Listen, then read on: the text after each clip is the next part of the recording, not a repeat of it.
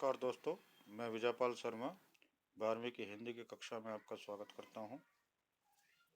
हम अभिव्यक्ति माध्यम के अंदर जो है 1 नंबर के महत्वपूर्ण प्रश्नों को लेकर आपके सामने प्रस्तुत हैं।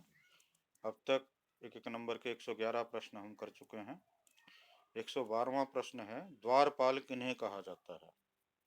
तो इसका उत्तर होगा द्वारपाल उस व्यक्ति या व्यक्तियों के समूह को कहा जाता है जो प्रसारित होने वाली सामग्री को नियंत्रित और निर्धारित करता है। 113वां प्रश्न है, पत्रकारिता की बैसाखियों से क्या तात्पर्य है? इसका उत्तर होगा पत्रकारिता की बैसाखियों से तात्पर्य है वे साधन जिनके सहारे पत्रकारिता निष्पक्ष, वस्तुपरक और संतुलित बनती हैं। ये बैसाखियां हैं, नंबर 1 निष्पक्षता, दूसरा सच्चाई, तीसरा संतुलन, चौथा स्पष्टता। फिर 114वां प्रश्न है, रेडियो समाचार वाचक की 2 विशेषताएं बताएं। तो इसका उत्तर होगा, पहला है आवाज में स्पष्टता हो और दूसरा वाचक का उच्चारण सही हो। चौथा प्रश्न है, इसमें 115वां प्रश्न है, चौथा खंबा किसे कहा जाता है और क्यों? लोकतंत्र का चौथा खंबा किसे कहा जाता है और क्यों? तो इसका उत्तर होगा, मीडिया को लोकतंत्र का चौथा खंबा कहा जाता है क्योंकि मीडिया ही लोकतंत्र को सजग बनाए रखता है, वह जनता के हितों की रक्षा करता है। 116वां प्रश्न है, संचार प्रक्रिया में फीडबैक का महत्व बताएं। इसका उत्तर होगा, समाचार प्राप्त वार्ता की प्रतिक्रिया को फीडबैक कहा जाता है। फीडबैक के आधार पर ही संदेश में सुधार किया जाता है, इसी से संचार की प्रक्रिया आगे बढ़ती है। यानी कहने का अर्थ है कि जो समाचार से के बाद में जो उसके रेस्पॉन्स लिए जाते हैं, उसके बारे में जो प्रत्युत्तर लिया जाता है, जिसको रिप्लाई बोलते हैं, उसको हम फीडबैक कहते हैं। और फीडबैक के आधार पर ही जो संदेश है उसमें सुधार किया जाता है, जिससे संचार की प्रक्रिया आगे बढ़ती है। 117वां प्रश्न है, स्वतंत्रता से पहले की किन्हीं 2 पत्रिकाओं के नाम लिखिए। स्वतंत्रता से पहले की 2 पत्रिकाओं के नाम, पहला है हंस और दूसरा है जागरण। 118वां प्रश्न है, भारत में कौन कौन सी साइट प्रयोग की जाती है? इसका उत्तर होगा, भारत में सच्चे अर्थों में यदि कोई वेब पत्रकारिता कर रहा है तो वह है rediff.com, इंडिया इंफोलाइन और सिफी। इंडिया इंफोलाइन और सिफी, तो 3 वेब पत्रकारिता की साइट है। पहली है rediff.com, दूसरा इंडिया इंफोलाइन और तीसरा सिफी। रिडिफ को भारत की पहली साइट कहा जा सकता है। 119वां प्रश्न है, उल्टा पिरामिड शैली में समाचारों को किस क्रम में लिखा जाता है? इसका उत्तर होगा, उल्टा पिरामिड शैली में समाचार के सबसे महत्वपूर्ण तथ्य को सबसे पहले लिखा जाता है, उसके बाद घटते हुए महत्वपूर्ण क्रम में अन्य तथ्य या सूचनाओं को लिखाया बताया जाता है। इस शैली में किसी घटना, विचार या समस्या का ब्यौरा कालक्रम के बजाय सबसे महत्वपूर्ण तथ्य या सूचना पर आधारित होता है, उसी से इसकी शुरुआत होती है। 120वां प्रश्न है, रेडियो प्रसारण के लिए तैयार किए जा रहे समाचार की 2 विशेषताओं का उल्लेख कीजिए। तो इसका पहला प्रश्न है, उच्चारण में जटिल शब्द ना हो। दूसरा है, 1 से 10 तक के अंक शब्द में हो। तीसरा, पर्याप्त हाशियां दोनों ओर हो। चौथा है, प्रतिशत और डॉलर को यानी शब्दों में प्रतिशत और डॉलर लिखा जाए, ना कि अंकों में। फिर 121वां प्रश्न है, व्यापार कारोबार की भाषा की एक विशेषता लिखिए। इसका उत्तर होगा, चांदी लुढ़की या सेंसेक्स आसमान पर आदि इस विशेष भाषा के प्रयोग हैं। 122वां प्रश्न है, खोजी पत्रकारिता से क्या आशय है? उत्तर होगा, भ्रष्टाचार, अनियमितता, गड़बड़ी आदि को उजागर करने वाली पत्रकारिता। 123वां प्रश्न है, मुद्रित माध्यम में लेखक को क्या ध्यान में रखना चाहिए? इसका उत्तर होगा मुद्रित माध्यम के लिए लेखन करने वालों को अपने पाठकों के भाषा ज्ञान के साथ साथ उनके शैक्षिक ज्ञान और योग्यता का विशेष ध्यान रखना पड़ता है। इसके अलावा उन्हें पाठकों की रुचियों और ज़रूरतों का भी पूरा ध्यान रखना पड़ता है। 124वां प्रश्न, उल्टा पिरामिड का आशय स्पष्ट कीजिए। इसका उत्तर होगा उल्टा पिरामिड समाचारों का ढांचा है जिसमें आधार ऊपर और शीर्ष नीचे होता है और क्रम होता है। सबसे पहले इसमें आता है इंट्रो, उसके बाद यानी मुखड़ा, फिर बॉडी और फिर समापन। उसके बाद में वेबसाइट पर विशुद्ध पत्रकारिता शुरू करने का श्रेय किस भारतीय वेबसाइट को जाता है? तो भारतीय वेबसाइट जिसने विशुद्ध पत्रकारिता शुरू की उसका नाम है तहलका.com। 126वां प्रश्न है मुद्रण माध्यम यानी प्रिंट मीडिया के अंतर्गत आने वाले दो माध्यमों का उल्लेख कीजिए। तो ये हैं, पहला है समाचार पत्र और दूसरा है पत्र पत्रिकाएं। 127वां प्रश्न है फ्लैश या ब्रेकिंग न्यूज का क्या आशय है? इसका उत्तर होगा कोई भी बड़ी खबर कम शब्दों में और खबरों को रोककर सबसे पहले दर्शक तक पहुंचाना फ्लैश या ब्रेकिंग न्यूज कहलाता है। 128वां प्रश्न, संचार माध्यमों में रेडियो क्या है? तो इसका उत्तर होगा रेडियो श्रव्य माध्यम है, अर्थात सुनने वाला माध्यम है। इसमें सब कुछ ध्वनि, स्वर और शब्दों का खेल है। उसके बाद 129वां प्रश्न है रेडियो समाचार की भाषा कैसी होनी चाहिए? तो इसका उत्तर होगा रेडियो समाचार की भाषा ऐसी होनी चाहिए जिसमें आम बोलचाल की भाषा के साथ साथ सटीक मुहावरों का भी प्रयोग किया गया हो।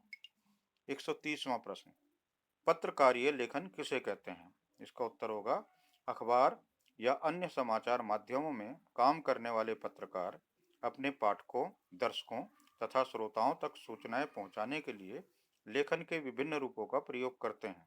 इसे ही पत्रकारीय लेखन कहते हैं। 131वां प्रश्न, फीचर के आखिर में क्या होना चाहिए? उत्तर है फीचर के आखिर में उनकी भविष्य की योजनाओं पर फोकस करना चाहिए। 132वां प्रश्न है इन डेप्थ रिपोर्ट से आप क्या समझते हैं?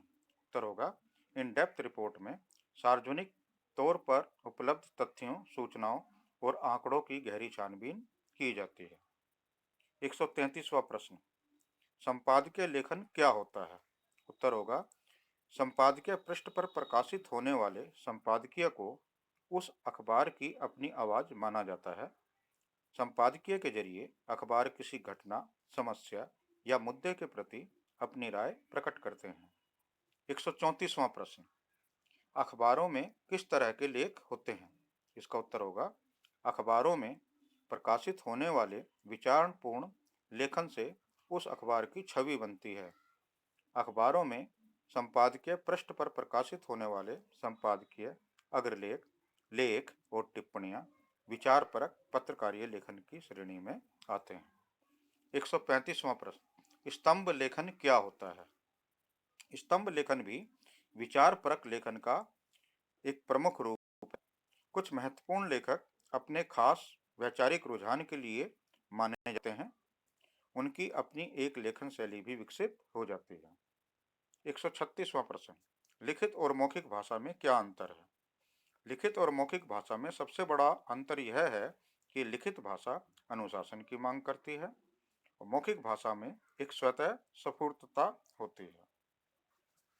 उसके बाद 137वां प्रश्न, संपादक के नाम पाठक के पत्र कहाँ प्रकाशित होते हैं? तो अखबारों के संपादकीय पृष्ठ पर और पत्रिकाओं की शुरुआत में संपादक के नाम पाठकों के पत्र भी प्रकाशित होते हैं। सभी अखबारों में यह एक स्थायी स्तंभ होता है। यह पाठकों का अपना स्तंभ होता है। इस स्तंभ के जरिए अखबार के पाठक न सिर्फ अपने विभिन्न मुद्दों पर अपनी राय व्यक्त करते हैं बल्कि जन समस्याओं को भी उठाते हैं। 138वां प्रश्न, लेख लिखने वालों को किस प्रकार की शुरुआत करनी चाहिए? लेख लिखने वालों को किस प्रकार से शुरुआत करनी चाहिए? तो उत्तर है, लेख की कोई अपनी निश्चित शैली नहीं होती और हर एक लेखक की अपनी शैली होती है। लेकिन अगर अखबारों या पत्रिकाओं के लिए लेख लिखना चाहते हैं तो शुरुआत उन विषयों के साथ करना चाहिए जिस पर आपकी अच्छी पकड़ या जानकारी हो। 139वां प्रश्न, टीवी और रेडियो पर विशेष लेखन के लिए क्या प्रबंध होता है? इसका उत्तर होगा, अधिकतर समाचार पत्रों और पत्रिकाओं के अलावा टीवी और रेडियो चैनल में विशेष लेखन के लिए एक अलग डेस्क होता है और विशेष डेस्क पर काम करने वाले पत्रकारों का समूह भी अलग होता है। 140वां प्रश्न, भारत का पहला छापाखाना किसने खोला था? इसका उत्तर होगा, भारत में पहला छापाखाना मिशनरियों ने धर्म प्रचार की पुस्तकें छापने के लिए खोला था। 141वां प्रश्न, जनसंचार के आधुनिक माध्यमों में सबसे पुराना कौन सा माध्यम? इसका उत्तर होगा, प्रिंट माध्यम, यानी मुद्रित माध्यम जनसंचार के आधुनिक माध्यमों में सबसे पुराना है। 142वां प्रश्न, अखबार और पत्रिका के लिए लेखक और पत्रकारों को किन किन बातों को ध्यान में रखना चाहिए? इसका उत्तर होगा, अखबार और पत्रिका के लिए लेखक और पत्रकार को हमेशा यह ध्यान रखना चाहिए कि वह ऐसे विशाल समुदाय के लिए लेख लिख रहा है जिसमें एक विश्वविद्यालय के कुलपति सरीखे विद्वान से लेकर कम पढ़े लिखे मजदूर और किसान भी शामिल हैं। 143वां प्रश्न, अखबार में समाचार किस शैली में लिखे जाते हैं? तो इसका उत्तर होगा, अखबारों में प्रकाशित अधिकांश समाचार एक खास शैली में लिखे जाते हैं। इन समाचारों में किसी घटना, समस्या या विचार के सबसे महत्वपूर्ण तथ्य, सूचना या जानकारी को सबसे पहले पैराग्राफ में लिखा जाता है। उसके बाद के पैराग्राफ में उससे कम महत्वपूर्ण सूचना या तथ्य की जानकारी दी जाती है और यह प्रक्रिया तब तक जारी रहती है जब तक समाचार खत्म नहीं हो जाता।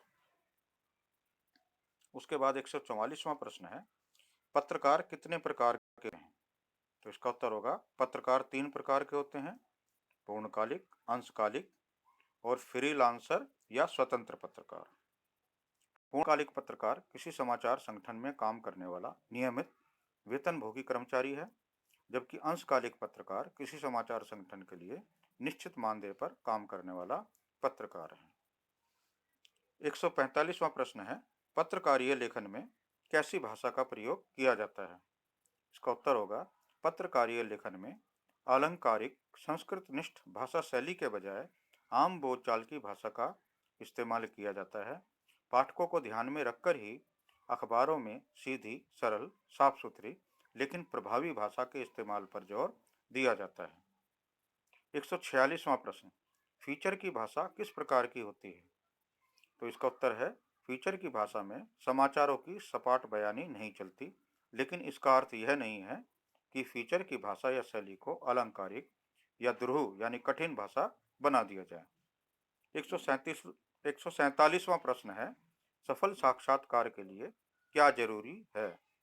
इसका उत्तर होगा, एक अच्छे और सफल साक्षात्कार के लिए यह जरूरी है कि आप जिस विषय पर और जिस व्यक्ति से साक्षात्कार करने जा रहे हैं उसके बारे में आपके पास पर्याप्त जानकारी हो। 148वां प्रश्न, एंकर बाइट से आप क्या समझते हैं? इसका उत्तर होगा, टीवी पत्रकारिता में बाइट का काफी महत्व है। टेलीविजन में किसी भी खबर को पुष्ट करने के लिए उससे संबंधित बाइट दिखाई जाती है। किसी किस किसी भी घटना की सूचना देने या उसका दृश्य दिखाने के साथ ही उस घटना के बारे में प्रत्यक्षदर्शियों या संबंधित व्यक्तियों का कथन दिखाकर और सुनाकर खबर को प्रामाणिकता प्रदान की जाती है। 149वां प्रश्न, इंटरनेट और पत्रकारिता में क्या संबंध है? इसका उत्तर होगा, इंटरनेट जहां सूचनाओं के आदान प्रदान का बेहतरीन औजार है, वहीं वह अश्लीलता, दुष्प्रचार और गंदगी फैलाने का भी जरिया बन गया है। इंटरनेट पर पत्रकारिता के भी दो रूप हैं। पहला तो इंटरनेट का एक माध्यम या औजार के तौर पर इस्तेमाल, यानी खबरों के संप्रेषण के लिए इंटरनेट का प्रयोग होता है। दूसरा है रिपोर्टर अपनी खबर को एक जगह से दूसरी जगह तक ईमेल के जरिए भेजने और समाचारों के संकलन, खबरों के सत्यापन और पुष्टिकरण में भी इसका इस्तेमाल करता है। 150वां प्रश्न है, भारत में इंटरनेट पत्रकारिता कब से शुरू हुई? तो इसका उत्तर होगा, भारत में इंटरनेट पत्रकारिता का अभी तीसरा दौर चल रहा है। भारत में इसका पहला दौर 1982 से 1992 तक शुरू माना जाता है, जबकि दूसरा दौर 1993 से 2001 तक शुरू हुआ और तीसरा दौर 2002 से अब तक माना जाता है। 151वां प्रश्न है, लाइव किसे कहते हैं? लाइव अर्थात किसी भी खबर का घटनास्थल से सीधा प्रसारण। सभी टीवी चैनल कोशिश करते हैं कि किसी बड़ी घटना के दृश्य तत्काल दर्शकों तक पहुंचाए जाएं। 152वां प्रश्न है, हिंदी की वेब पत्रकारिता की क्या समस्या है? तो इसका उत्तर होगा, हिंदी की वेब पत्रकारिता की सबसे बड़ी समस्या हिंदी के फ़ॉन्ट की है। डायनेमिक फ़ॉन्ट की अनुपलब्धता के कारण हिंदी की ज़्यादातर साइटें खुलती ही नहीं हैं। 153वां प्रश्न, एंकर पैकेज से आप क्या समझते हैं? इसका उत्तर होगा, एंकर पैकेज किसी भी खबर को संपूर्णता के साथ पेश करने का जरिया है। इसमें संबंधित घटना के दृश्य, इससे जुड़े लोगों की बाइट और ग्राफिक के जरिए जरूरी सूचनाएं आदि होती हैं। 154वां प्रश्न, खोजी रिपोर्ट यानी इन्वेस्टिगेटिव रिपोर्ट क्या होती है? इसका इस्तेमाल कब किया जाता है? तो इसका उत्तर होगा, खोजी रिपोर्ट में किसी भी विषय की गहराई से छानबीन करके ऐसे तथ्यों और सूचनाओं को सामने लाया जाता है जिन्हें पहले दबाने या छुपाने का प्रयास किया गया हो। इस रिपोर्ट का इस्तेमाल प्राय सार्वजनिक महत्व के मामलों में भ्रष्टाचार, अनियमितताओं और गड़बड़ियों को उजागर करने के लिए किया जाता है। 155वां प्रश्न, भारत में समाचार पत्रकारिता का प्रारंभ कब और किससे हुआ? तो इसका उत्तर होगा, भारत में समाचार पत्रकारिता का प्रारंभ सन 1780 में जेम्स ऑगस्ट हिकी के बंगाल गजट से हुआ। 156वां प्रश्न, हिंदी में समाचार प्रसारण करने वाले किन्हीं दो टीवी चैनलों के नाम लिखिए। तो इसका उत्तर हो जाएगा IBN 7, NDTV, आज तक आदि। 157वां प्रश्न है, टेलीविजन को जनसंचार का सबसे लोकप्रिय माध्यम क्यों कहा गया है? तो इसका उत्तर होगा, टेलीविजन को जनसंचार का सबसे लोकप्रिय माध्यम इसलिए कहा गया है क्योंकि वह सूचना, शिक्षा और मनोरंजन की आवश्यकताओं को प्रभावशाली ढंग से पूरा करता है। यह सचित्र होने के कारण विश्वसनीय माना जाता है। 158वां प्रश्न, किन्हीं दो हिंदी के समाचार पत्रों के नाम लिखिए जिनका इंटरनेट संस्करण भी उपलब्ध है। तो ऐसे दो समाचार पत्र हैं, नंबर 1 नवभारत टाइम्स और नंबर 2 हिंदुस्तान। 159वां प्रश्न, इंटरनेट पत्रकारिता आजकल बहुत लोकप्रिय क्यों है?